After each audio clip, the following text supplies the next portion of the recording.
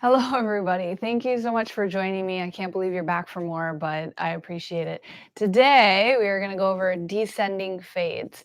And what I mean by descending is we're going to work from the top down. I'm going to work with a clipper and I'm going to work with clipper blades. But one thing is I want to be really clear is that I don't use guards. Pretty much anytime, anywhere. For me, there's really no need because I'm actually working with the blades themselves. And the blades allow for a sharper cut because there's not less distance. So, for example, I don't know how to explain this, but if you're cutting with a clipper and then you put a guard on it, what you're doing is you're creating distance from the actual clipper to the guard. And so there's less tension. When you create, even if you have a longer blade, it's still cutting flush. So I'm hoping this makes sense, but that's why I use the blades versus guards. So I am going to use a 1.5. I'm going to start with a 1.5 and I'm going to work down into a triple aught. Hopefully this makes sense for you, but they are the detachable blades. So for example, they detach. So they come off and you switch them out, but they're not the plastic guards. They work directly onto the clipper. This clipper is a motorized clipper, so it's a little bit stronger. I actually forgot all my tools.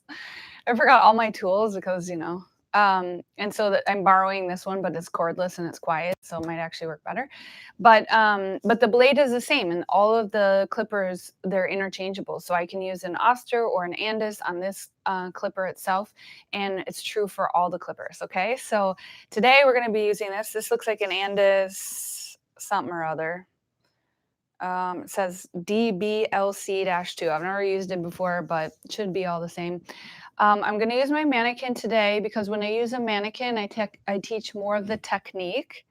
I will bring a model in and we'll go over a real life demonstration on what it looks like for a head. When I would use a descending fade. So you can do an ascending fade too. So again, descending is working top down, ascending is working bottom up. And when I would use a descending fade, a couple of reasons I would use it. Number one is I would use it. Happy Halloween.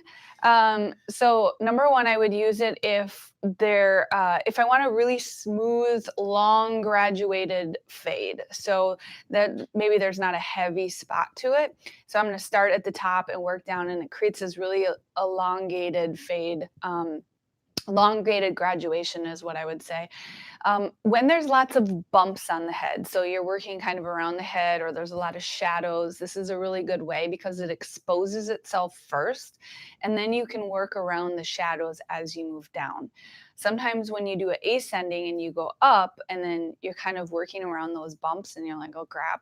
And then maybe you went too high and it doesn't really reveal itself, especially if you're doing a bald fade and you're doing a 0-aught or a 5-aught or even the fade edgers, something like that, then it's going to reveal itself really quick. And then you're like, oh, okay. Then it gets a little scary.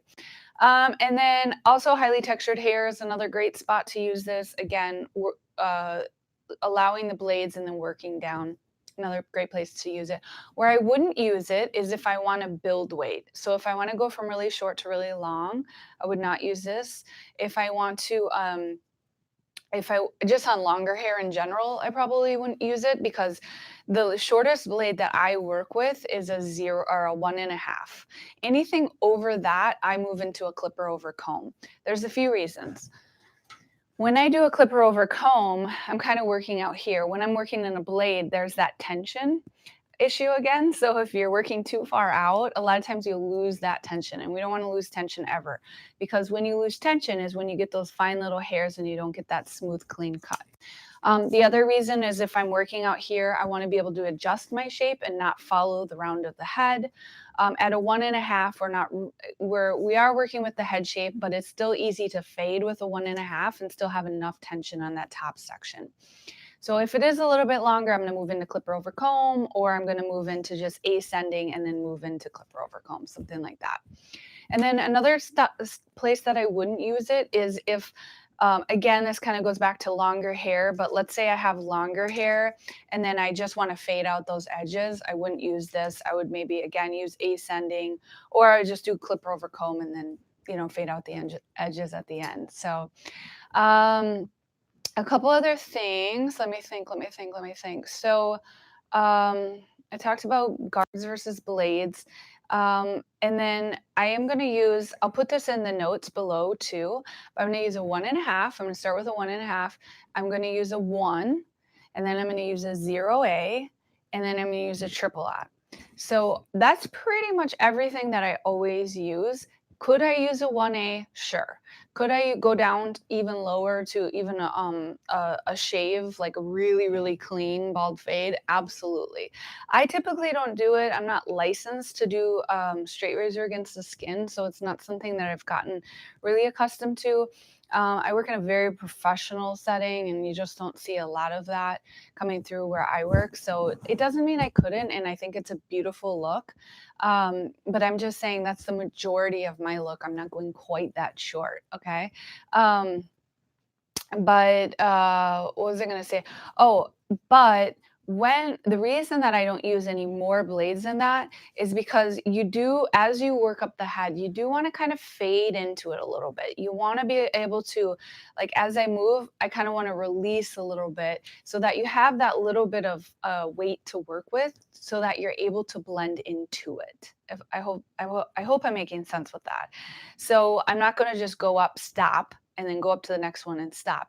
There's this rhythm that kind of happens with fading, that a lot of times when you watch somebody who's really good at fading, you'll notice that natural rhythm that they have, and it takes time to practice that. And so that's why you just want to keep practicing, find your rhythm. I know if you're watching my video, you're probably watching a lot of videos out there, and you can tell the difference. You can tell the difference even before they finish their haircut, whether it's going to be really good or not, because of that rhythm, because of their motion or their confidence with the clipper, or their relationship with the clipper, where they have that kind of light touch. Think about it like a painter. You don't ever want to paint like this. It's like when somebody has that soft kind of fingertip motion to it, they're always going to be a little bit more eloquent with their work. So, and again, that's kind of moving into that mastery, is there's this rhythm that happens with it. So find your rhythm. One other thing I want to kind of talk about is two things. Number one is the partings. I will admit I don't have a spray bottle down here. Again, unprepared. Who's running the show, huh? And so, but I do want you to have really clean partings. And the reason is because when you go to transition, if your partings aren't clean up here, you're not going to have a clean top. Or let's say this side is lower and this side is higher, you're going to have just an uneven haircut in general. So that parting between the top and bottom is very key. I see so many beautiful fade work on the bottom, and then it's kind of like the top is just ignored, almost like it's this nuisance where this hair is just kind of pushed out of the way. And we want to make sure that the hair is very cohesive, so that when you're moving from the top to the bottom, that it's one fluid haircut. And the transition area is often where it's missed. And I'll talk about transitions in a later video. I just want to focus on the technique of descending fade right now. But that transition work is really key, and don't just ignore it. But even if I'm working on this technique, I still want to make sure that it's even and it's clean. Always work with even, clean parting. And then the other thing is the aesthetic of the hair. So we've all seen those fades where it's very beautiful, and even though it's technically done, aesthetically it's a little off. I always use the comparison with dance as well, because sometimes you'll see somebody on beat, but you're still like, they're on beat, but it's not looking too good, And a lot of times it's like something's wrong with it, right? Like sometimes it's just they're missing a key element. In hair cutting, what I think it is whether you're paying attention to the round of the head or not, and really understanding the aesthetic design of hair cutting. I can't, or I suppose I could, but I didn't. Drop this parting down a little bit lower. And the reason I wanted to do that is because I wanna follow this area a little bit lower, because it follows around the head. Now on mannequins, the head is very flat and very even. On most people, there's a little bit of kind of more of like this question mark kind of, oh, I have a question mark. Never thought this would come in so handy. So this is kind of more like how heads are shaped, if you can see that, where there's this natural kind of fade area. And some people are really flat. They're closer to this, and some people are even flatter than this mannequin. But the idea is if it's really flat, that we want to create that natural taper in there. But often I find the opposite. So if they have a natural arc in here, that's exaggerated. And if it's flat, that's exaggerated, right? So make sure that you're designing your haircut according to the head shape. Again, we'll talk about that and design in a later video. I even made little heads I have to show you. I'm so proud of them. So I made little heads for you guys. We're going to talk about the design element. So proud mama moment. Okay, so but it's really important because the head shape that you're working with, is key to how you're going to design this. And again, when you're working on a mannequin, you can design kind of any which shape you want. But a lot of times when I'm working in classroom and we're working on head shapes, often I ask them to do a fade, and this is kind of what I get. It's almost, this haircut is what I get. But this isn't really a fade because it's kind of one length and it's not really structuring the head shape very well. So we want to build weight in through here, especially if it's flat, short version. So I'm going to go do it now. And I'll probably do just half. And I don't like talking because the clipper gets a little loud, but let me see if there's anything else I wanted to cover.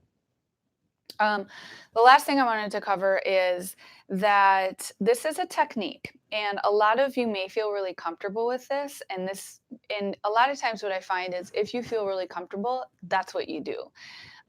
Just make sure that you're not getting stuck, that you're not just doing this one technique because you feel comfortable with it, and then somebody comes in and you're using the wrong technique on somebody, and the haircut isn't quite working well. So make sure you're not getting stuck. Make sure you're really creating the shape that is best for that person.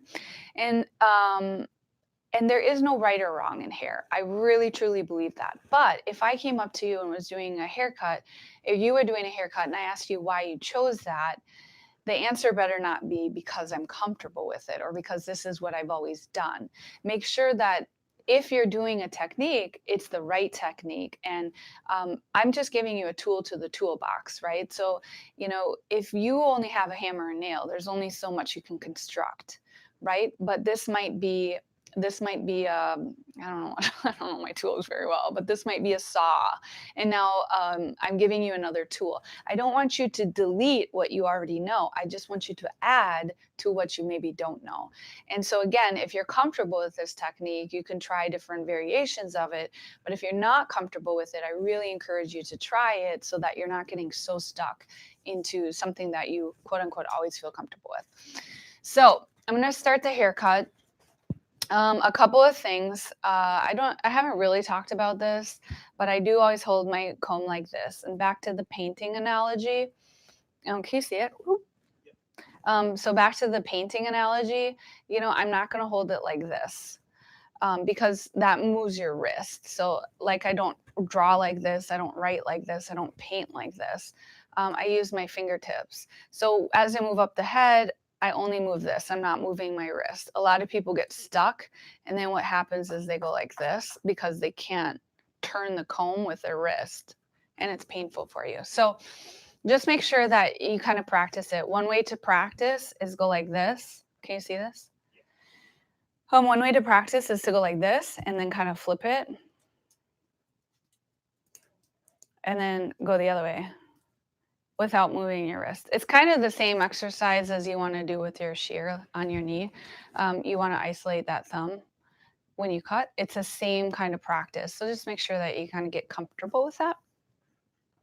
All righty. So we have our beautiful, beautiful partings with no spray bottles. It's great.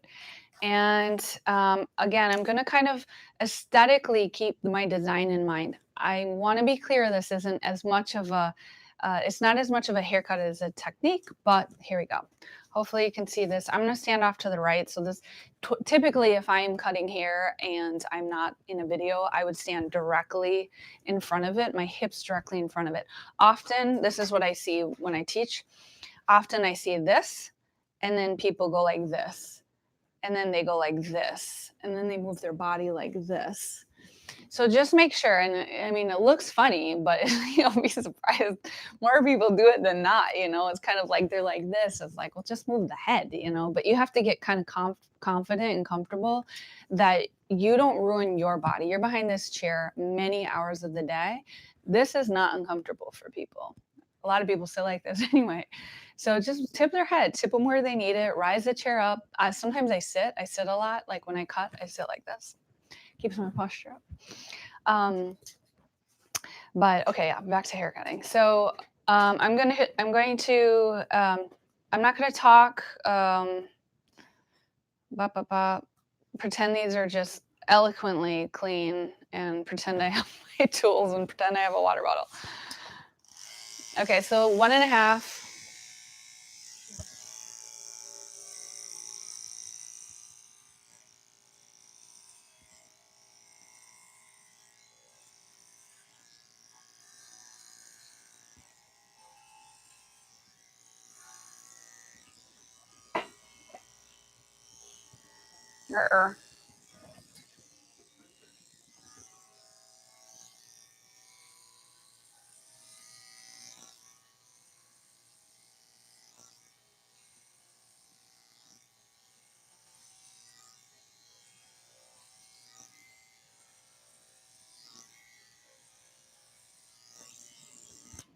Okay, so this top, I don't want to go quite that short. I actually like the weight up there. So when I come back with my one, I'm going to remove that weight a little bit just to create a beautiful aesthetic design.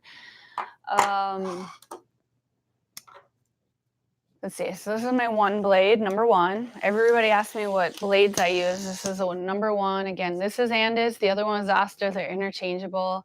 If I was to buy a kit, I would buy a 1.5, 1.5, a 1, a 0A, and a triple that. Most of my work is done with that. I own every blade. That's just if I was to give you a starting point, just if you're starting out, kind of thing. All right, so this is number one blade. I'm going to come back through. I'm first going to do the bottom, then I'm going to go back through with the one clipper over comb just to soften that edge up. And again, I'm creating a really exaggerated, elongated graduation so that your eye really isn't drawn anywhere. And it's kind of important to notice the difference. So this is a random mannequin head that we have here. This is a shortened graduation. There's a heavy weight line. This is a popular haircut right now. So you can kind of see the difference. We are not doing this right now. It's a beautiful haircut. Well, I mean, yeah, it's a practice haircut. You know what I mean? But it's a haircut. It's a beautiful haircut when done well. When it's executed well, it can be a gorgeous haircut. When I see this haircut go wrong, a lot of times the weight is in the wrong place, and it comes down to aesthetic. But again, this is a shortened graduation, and this is elongated graduation, so that your eye is not really drawn anywhere. Your eye is drawn right here, right to the weight, which is cool. It's great, but it's got to be very, very purposeful when you do that. All right, so this is number one. I'm kind of just doing a half a haircut just because I want you to get the technique. So again, I don't want the eye to draw anywhere, so I'm just kind of fading this out.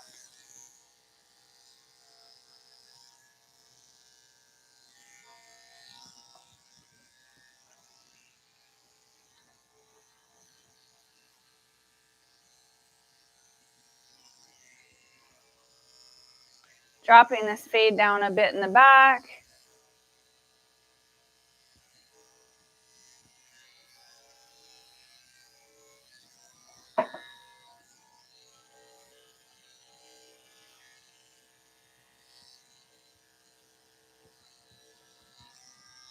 Okay. Now I'm going to come through the side, remove a little bit of that weight.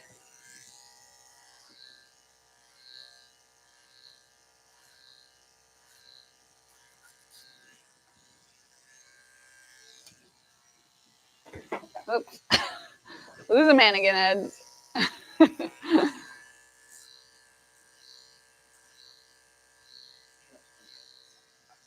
We're at 20 minutes. We're 20 minutes. Hopefully you're not bored yet.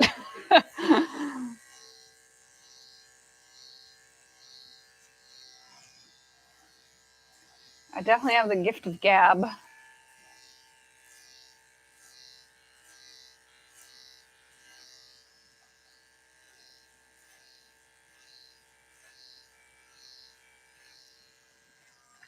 All right.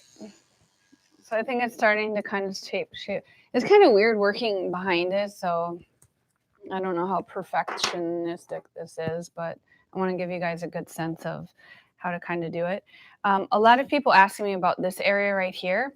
If you've paid attention, you can kind of see how I go about it. I go to the left, I go to the right, kind of fade up, left, right, fade up. I try to go vertical as much as I possibly can, but wherever there is a round shape, sometimes you just have to address it. So turn it on first and then clip it in. 0A.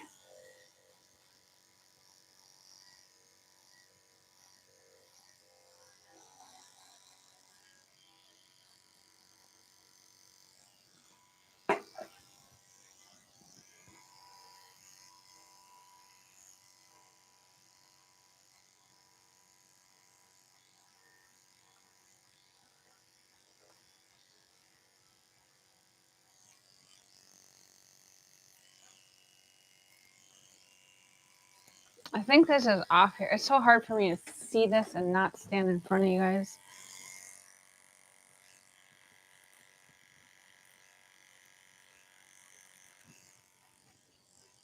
But again, technique.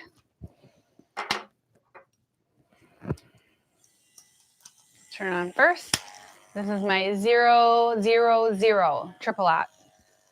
And you can see that it actually looks okay at this length, but that 0A is just going to keep it a little fresher, a little cleaner.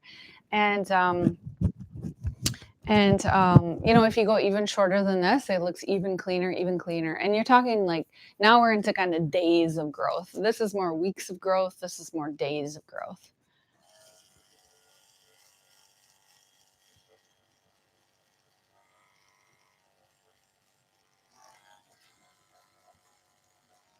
The angle of this is really important. So I don't, again, you know, I'm talking to a very broad audience, so I don't know where you're at in your career, but just one of the biggest kind of aha moments when I was first starting out was the pressure of the blade. So how much pressure? Because I can get this where I'm just fanning it. And I'm just lightly flicking the hair up where it's not a lot of pressure, or I can go like this and it's a lot different length. So and then the other thing is the angle of it. So let me try and show you this. So hold on. It's so long I can do that. Okay, so if I'm holding the pressure, if I go teeth in first and I fade up this way, it's going to be shorter than if I use the back of the blade because I'm creating distance within there.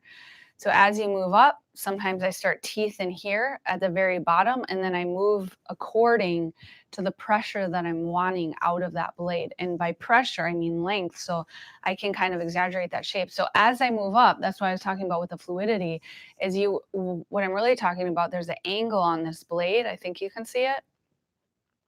There's this, it's flat here and then it angles a little bit. So kind of utilize that. So if I work right here, there's already a natural distance in there. So that's why I'm able to kind of go in here with my flat blade here and then kind of come up and rock that out.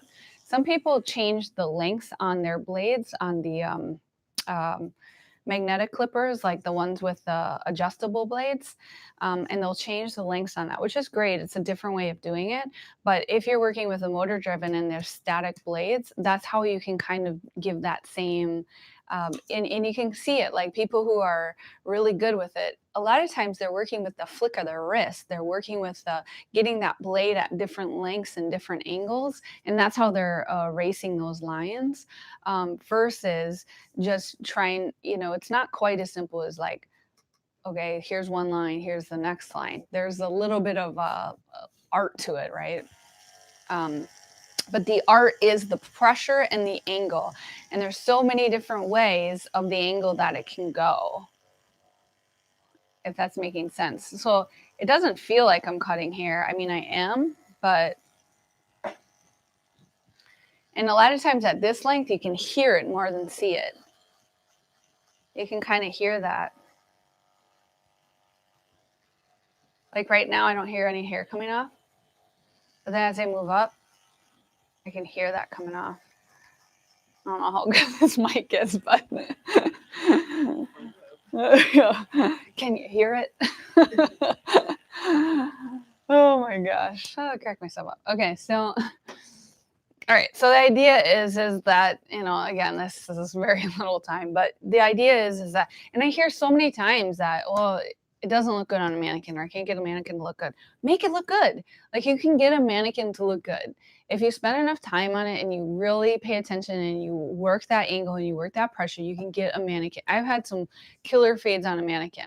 And if you can do it on a mannequin, you can do it on a real head too. But the difference with the mannequin is there's no bumps or bones or, any weird spots with it. So a lot of times, sometimes it's actually easier. But, and then, the purpose of it is that your eye isn't really drawn to any one spot. It's going to grow out really well.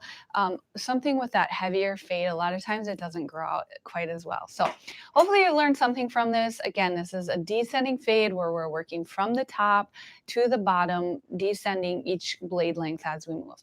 All right, so now for our little heart to heart, or a little heart to heart on how to grow a business. I don't know where this is going, but the reason that I want to talk about this, I feel like Oprah. Okay, my heart to heart with you guys. So the reason I want to talk to you about this is that I want to help you grow your business. And can you see me okay? Is this a good height? You can go a little taller, but Oh, I'll just sit on my leg. Is that good? Perfect. Oh yeah, perfection. Oh, looks like I'm glowing. It's like, ah. Okay, so in each segment, I kind of want to talk to you also about growing your business. And the reason that I think this is so important, because you are probably on these watching these videos to learn how to cut hair. And I'm sure your natural thinking is the better hair cutter I become, the busier I'm going to become, and the more money I'm going to make. And I wish it was as simple as that. And I want to tell you that it's true, but it's just not true, even though it's really counterintuitive. And I've been in this industry for over 20 years. Well, maybe not quite 20 years, around 20 years. And I have seen people who are really good hair cutters who are not busy. I've seen people who are average and very busy. And I can tell you the difference is how you treat people and how you make people feel. So I just kind of want to talk to this a little bit. In business itself, whatever industry you're in, like even accounting, whatever industry you're in, because I've gone through a lot of accountants because I don't know if they're good or not at their work. Same with lawyers. Like, I don't really know if they did really amazing lawyering because I don't know lawyering, right? What I do know is how they make me feel when I'm going through a troubled situation and I need a lawyer, right? What I do know about an accountant is I don't know if they're the most magical accountant in the world because I don't know accounting enough to know the difference between good and great. But what I do know is how an accountant makes me feel. If they're saying, wow, you're running your business really well, these are the numbers, here's what you can work on, this is my advice, it's like I'm going to feel really comfortable around that accountant and I want to pay him his obnoxious fee, right? Same with a lawyer, like they're obnoxious fees. So what's the difference between a very expensive lawyer and a cheap lawyer? It's how they make you feel, right? They're able to communicate to you and make you feel that it's worth it to spend their obnoxious fees. So in any business, you have about 75% of it is relationships. Again, even in accounting, you think it's all numbers. No, it's relationships. 75% of your time and energy should be spent on relationships. 15% of it should be spent on branding.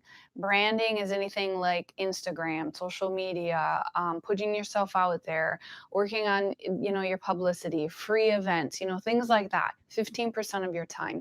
And 10% of it should be working on your numbers, your strategy. How are you going to grow your business? Taking a look at your taxes, making sure that you're counting your tips and you know exactly how much you make in a year. Most people cutting hair do not know any idea how much they make in their industry or in their field. 10% of your time should be making sure that you're not losing money, that you're understanding your hourly rate, all of those things. So today I'm going to speak on 75%, the relationship part of it. I will address the 15% of branding and the 10% of money. I really want to go through the money part of it because I'm finding that most people don't understand it. So I really want to break it down. Like, what are you making per hour? What does your tips equate to? How much of it is are you paying in taxes? How much are you really making? And I really want you to understand the numbers. But today we're going to focus on the people, the relationships. How do you make people feel? Okay, so there's two great books. Number one is How to Win Friends and Influence People. It's been written in every language. It's an incredibly top-selling book. It was written back in the 50s, I believe, by Dale Carnegie. It's a really good insight onto the psychology because at the end of the day, we are salespeople. I know you think you went into this industry to do hair, but we're salespeople. We are selling ourselves, we're selling our haircuts, we're selling our business, we are selling. Every industry is in sales because, again, it's how you make people feel. There's a few jobs that I guess you don't have to make people feel, but I can't think of many because even if you're flying on an astronaut or you're an astronaut and you don't really have clients, you still have a team, right? And the better you can work with people, the better, more successful you guys are going to work together. So, blah, my little speech. Okay, so How to Win Friends and Influence People, great book to read. Really helps you understand the psychology side of things. And the other one is Just Listen. I think we all need to do a little bit more of that, including me. But it's a really good, it's written by a psychologist, and it's a breakdown of personality traits and how to deal with different people.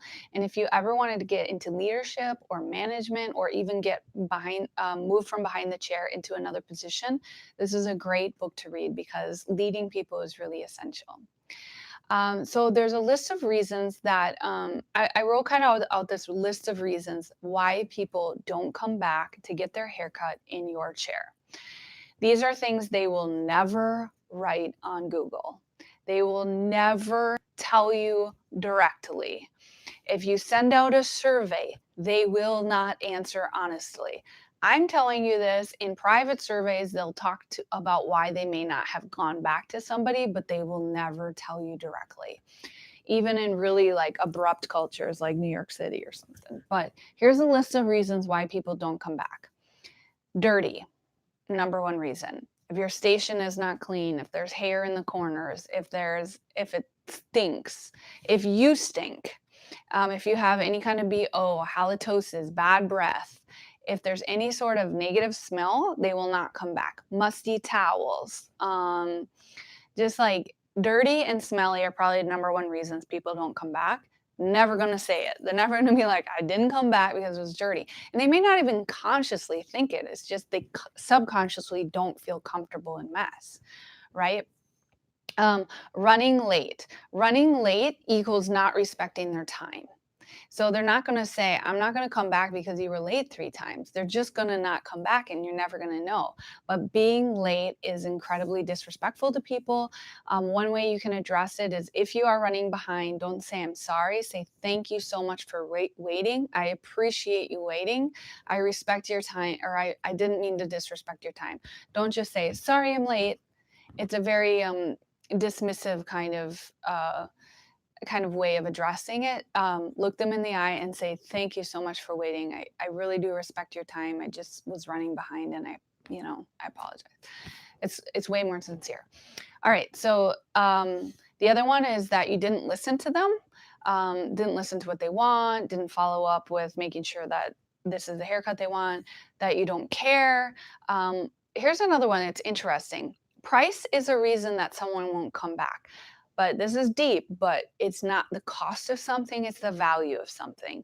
So it's not necessarily what you charge, it's was it worth what you charge. So if you charge $10 a haircut, but they hated it, there's no value there.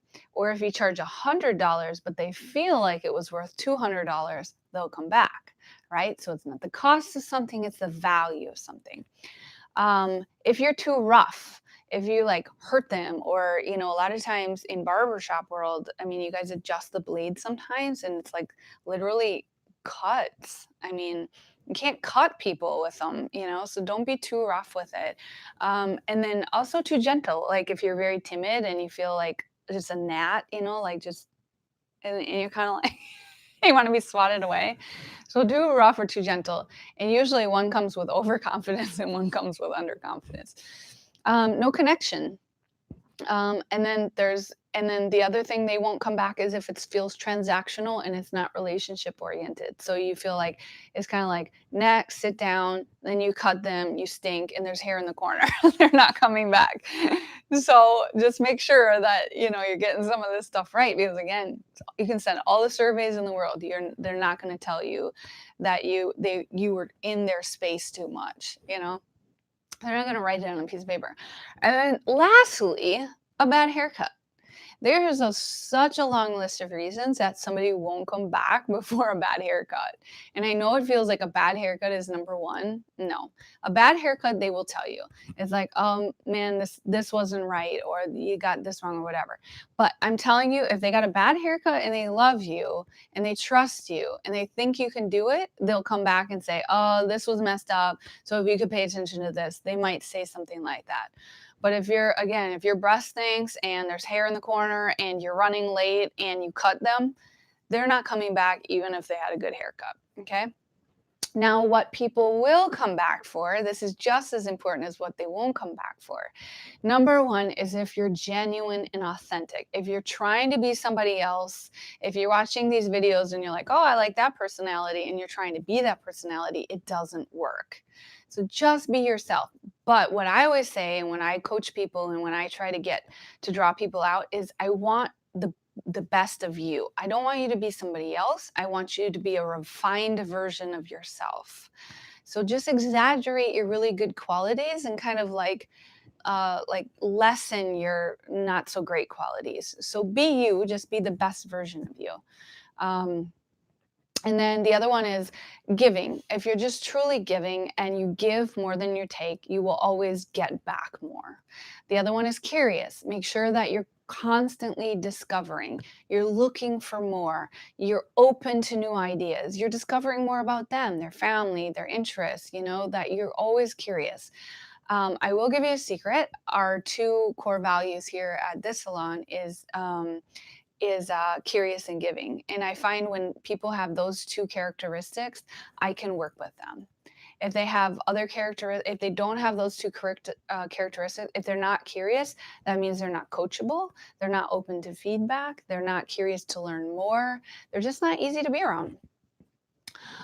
Educational, that you're teaching your clients how to use their product, when to come back. I want to see you in 3 weeks. If they're a new client, maybe I'm going to adjust the shape a little bit. The length is good. I'm going to adjust the shape so it grows out a little easier. If you cannot connect with somebody, go into the hair. Teach them about their hair. Talk to them about how to comb their hair forward or back, or why use shine, or why use matte, or why do this. Whatever you're learning on videos or through education or through classroom or however you take any education, make sure that's relayed back to your client, and it's going to build a lot of trust with them. The other thing is that make sure you're dependable. Do what you say you're going to do. That goes so much further. Even today, I was going to do a very live video, and I was going to do this and I was going to do that. And I have a meeting in 30 minutes and all of this stuff. But I said that I was going to have this video done by noon today. So I came in early to do this video. And just make sure you do what you say you're going to do. It's very important. Be present. Be engaged, be there, be aware, be all of these things. When you are not present, it is very clear, and present does not equal talking. If I do not talk to somebody, I can still be very present, and I can talk their ear off and not be present. Okay, so there's a huge difference in talking and not talking. Be present, be engaged. and aware is the last one, I think. So those are the ones that I have that popped into mind that I see time and time again. If you have these qualities and you're dependable and you're relatable and you have a connection with somebody, even if you can't find a connection, and there's plenty of people, we can't connect with the whole world, make it about hair then, okay? If you're genuine, be yourself. And if you don't have all these other little nagging qualities about like dirty, oh, it's fine, look through the salon or the barber shop or any kind of hair cutting place as if you were a client. Sit down in your own chair sometimes and see what they see. Wipe up after every client. Just be sanitary and be clean, okay? So these are my words for advice. I encourage you to look through a different lens. I always try to look through a different lens myself, and I want you to do the same and be masterful in what you do. And I am always here for you. Comment, give me feedback, let me know what more you want. We'll continue these conversations as well. We'll dive into some numbers, we'll dive into some branding, what to focus on, what not to focus on, because I think your stop doing list is just as important as your start doing list, right? Sometimes we get a little anxiety and we feel like we have to conquer the world, and this person has this and this person has this. What can we focus on, ignore the outside world, and really give ourselves satisfaction? Because we went into this industry because we love it. We love hair, we love people, we want to grow, we want to be famous. Whatever you want, we can kind of focus on that. But a lot of times there's just so many distractions coming at us, and we just want to make sure we're focusing on the right things. So with this, I thank you. Obrigada. Gracias. Kamsahamnida. Arigato. Wait, no, that's thank you. No, that's right. Arigato. I don't know if that one's right. Anyway, that's the best I got. Thank you so much. I'm signing off. Bye.